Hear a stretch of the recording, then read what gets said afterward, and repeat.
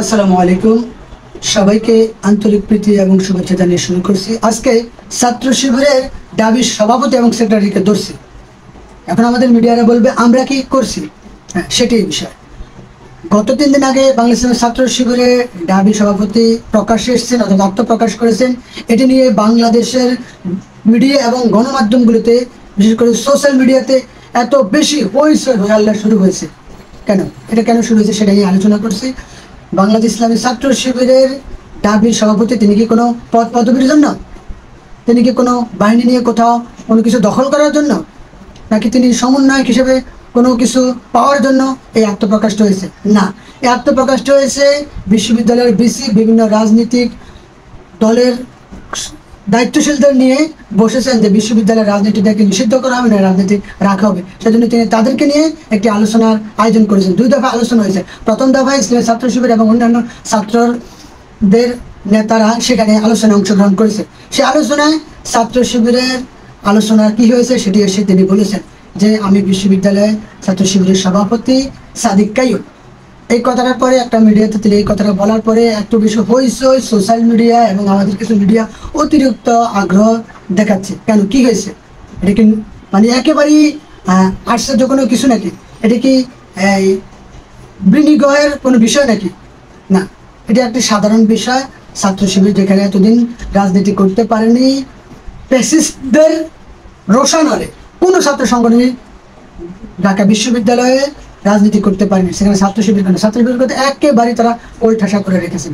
এখন যদি ছাত্র শিবিরের সভাপতি সাদিক কাইয়ুম এসে কোনো পদ পদবি চাইতেন, কোনো জায়গায় তিনি দলবল নিয়ে কোনো কিছু করার চেষ্টা করতেন, তারপরে তিনি তাহলে একটা কথা ছিল যে তিনি সমন্বয়ক হিসেবে সামনের সারি থেকে নেতৃত্ব দিয়েছেন। এখন ছাত্র শিবিরের নাম নিয়ে এসে তিনি বিভিন্ন অপকর্মে জড়িত হচ্ছেন, এরকম কোনো ঘটনা তো না। ছাত্র শিবিরের আশ্চর্য হওয়ার কিছু নেই। ছাত্র শিবির ঢাকা বিশ্ববিদ্যালয় কেন্দ্রীয় জামে মসজিদ থেকে 6 জন ভাইয়ের নেতৃত্বে 1977 সালে শুরু করেন তাদের পদযাত্রা। এটা হয়তো অনেকে জানেন না, জানার সাথে আপনাদেরকে এই ইনফরমেশনটা দিয়ে দিলাম।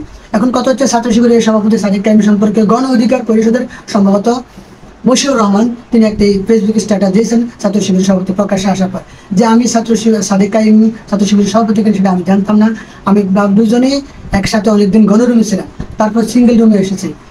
সে অনেক মেধাবী ছাত্র, পড়ুয়া এবং ধর্মভীরু একটা ছেলে, খুবই ভালো। তার সম্পর্কে অনেক প্রশংসা করেছেন, বলেছেন আমি একসাথে তার সাথে 2 বছর থাকার পরেও কখনো জানতে পারিনি সে ছাত্র শিবির করে এবং ছাত্র শিবিরের সভাপতির দায়িত্বে আছেন।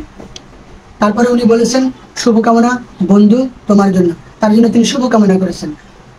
এবং আরও অন্যান্য বিষয়ে যে ছাত্র শিবিরের যে সভাপতি সাদিক কাইয়ুম নিয়ে তিনি প্রশংসা বাসিয়েছেন, সেটি তিনি তার নৈতিক দায়িত্ব থেকে করেছেন।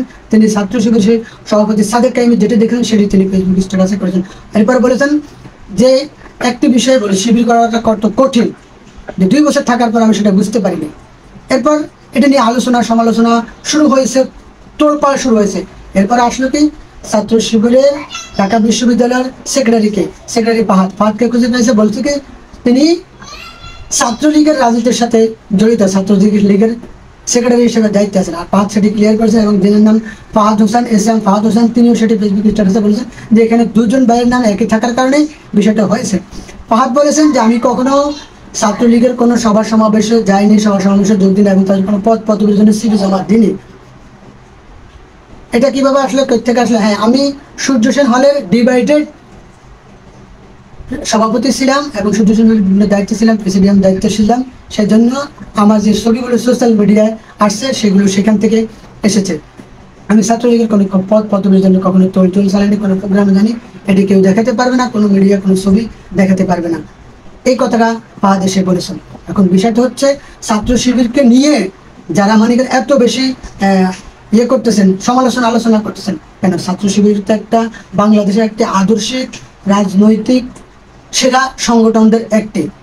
তারা এই গণ অভ্যুত্থানে এবং বৈষম্য বিরোধী ছাত্র আন্দোলনে বিশাল ভূমিকা রেখেছে। এই ভূমিকা জাহির করার জন্য তো তারা সামনে আসেনি, তাদেরকে সিস্টেমেটিক সামনে চলে আসতে হয়েছে এবং পরবর্তীতে বিভিন্ন মিডিয়া গুতাগুতি এবং ঠেলাঠেলির কারণেই সামনে চলে আসতে হয়েছে ছাত্র শিবিরের বিশ্ববিদ্যালয়ের সেক্রেটারি। সভাপতি এবং সেক্রেটারিকে মনে হয় যেন একটা অন্য নতুন কিছু মনে হচ্ছে। কাইয়ুম তার এক ফেসবুক স্ট্যাটাসে অনেক সুন্দর এবং গুরুত্বপূর্ণ কথা বলেছে যে বাংলাদেশের সকল ছাত্র রাজনীতিকরা যাতে তাদের মত প্রকাশ করতে পারে, তারা নির্বিঘ্নে ছাত্র রাজনীতি করতে পারে এবং গণতান্ত্রিক পন্থায় যাতে সবার সবার মত প্রকাশের স্বাধীনতা পায়, সেটির কথা বলেছেন। অনেক সুন্দর কথা বলেছেন, বিস্তারিত।